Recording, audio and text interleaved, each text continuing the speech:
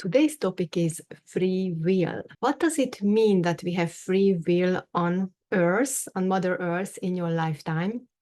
I talked before about blueprints, about numerology, your personal blueprint, like when you came into this world and you basically have a plan for you, and then you kind of sign the contract, but kind of things gonna come up in your life, like challenges. And you have also the karma, which gonna interact with you and requires great mindful decisions from you to actually close those cycles. So I just wanted to come up here to ensure you that you can still change a lot of things. Like as you can work on your karma, as you can become more mindful and changing those patterns, you can also actually interact through your actions, through your desires, through new interests, and not always get into things or accept things which might was in your blueprint. How can you shift from that, what can I say, like projected future? How can you actually shift your reality into something new which wasn't meant for you or written in your blueprint? Is you can do that through actually spiritual work. If you upgrade your soul, if you how can I say, it's also like you upgrade your DNA, you upgrade your soul using very powerful spiritual techniques, then you can actually shift yourself out of that kind of structure, that kind of challenges which was meant for you to go through, because you decide is not for you anymore, because you actually came into a higher vibration, you elevated yourself to the way like it wasn't meant for you as a human in this lifetime, but you find a way. So being spiritual, being connected with higher dimension, working on your DNA, upgrading your vessel and upgrading your spirit on a continuous basis is actually an amazing thing, because then you can come above the law of karma, you can come above the matrix or the illusion of the matrix, and you can live outside of it while you are still enjoying it. What means is, like, as I said, you can close karmic chapters. You can actually decide that you're not getting into situations or things, or you sidetrack situation and things what might have been a lesson for you or a struggle for you, but you can foresee those through the spiritual practices, because you are so connected to spiritual world. Like you have lots of helpers, you have the ascended masters, the spirit guides, you have the angels and your higher self. So basically through that kind of communication, being aligned with the universe, you can sidetrack the blueprints as well. What is still there for you is basically your numerological beginning, like the number codes, which is came to you when you were born, basically, and with your name, so your name and your birthday.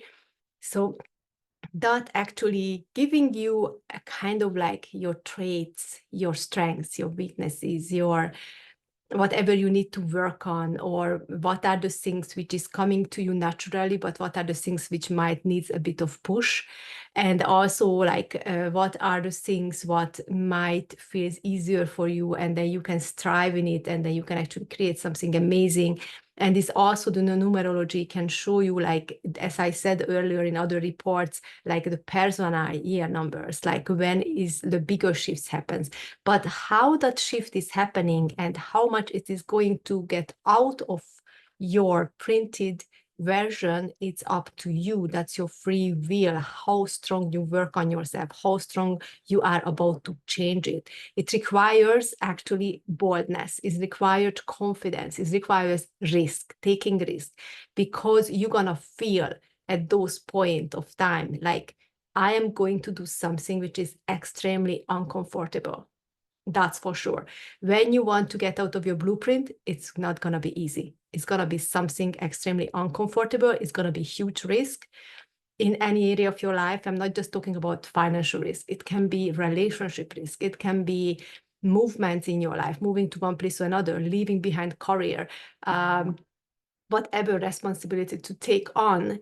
So basically, it's gonna come with huge risk, and you need to be bold, and you need to be confident, and you need to be powerful. So when you gain that power within you, when you actually able to feel like, yes, I can alchemize my life, I can actually change and shift things in my life, then that's the time when you are able to do it.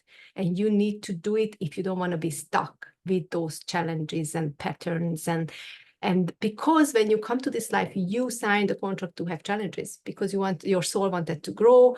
You wanted to go through certain experiences because that's going to be also at the end goal, like, okay, to tick some experiences, basically not to drag it to your other lifetime. But if you actually want to go for enlightenment and you want to live through your 3 archetype this lifetime, and you want to make sure, then if it's your last lifetime, it doesn't matter what experiences you actually put in or not. So you can sidetrack those too. So basically, it's up to you. It's a free will. You just need to work on yourself to get into the state, to elevate yourself so high that you are actually overcoming all of these things, and then they not pull you back anymore for struggle. Because not everything, you don't need to take everything on which was meant for you. You don't need to.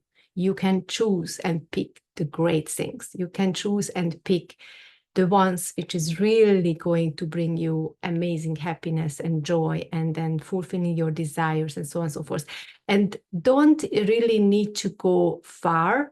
Listen to your good feelings, listen to your intuitions, and just be in the present moment. And if the present moment is already bringing you joy and happiness, that's a good sign. That's an enough sign to go that direction.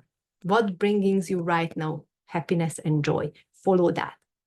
Follow that. If something shows a bit of bitterness, shows a bit of I'm not sure, or doubting, or don't go that way. Don't go that way. Don't put yourself into pain, and hurt, and then whatever it is, even though people promising you good things, or, they are telling you it's going to be okay, or it's going to be better and stuff like that. No, it has to be good now. It has to feel good now. You need to feel that through intuitive feelings, and for your good feelings, like it feels right or how it feels. Okay, tune into yourself. Mercury retrograde we are in. So if you watch my other video about Mercury retrograde, you know that this is also a decision maker time, closing chapters, finishing relationships. So whatever doesn't feel happiness and joy, and it's more of the bitter side, cut it off, and then just follow the joy. And then, of course, adjust yourself, because you need to be flexible. When you're taking risk as well, you also need to be flexible to adjusting yourself to your new personality, to your new role, to your new life. It's not just going to happen to you. And they say you need to work for it. Yeah, but the work is inner work. The work is changing, shifting yourself to become that persona. And then you're going to attract everything which belongs to that new persona. Okay? So this is what I wanted to share with you today, and I'm wishing you an amazing life and an amazing August till the end of August, where we are still going through this Mercury retrograde. And see you next time. Take care, everyone.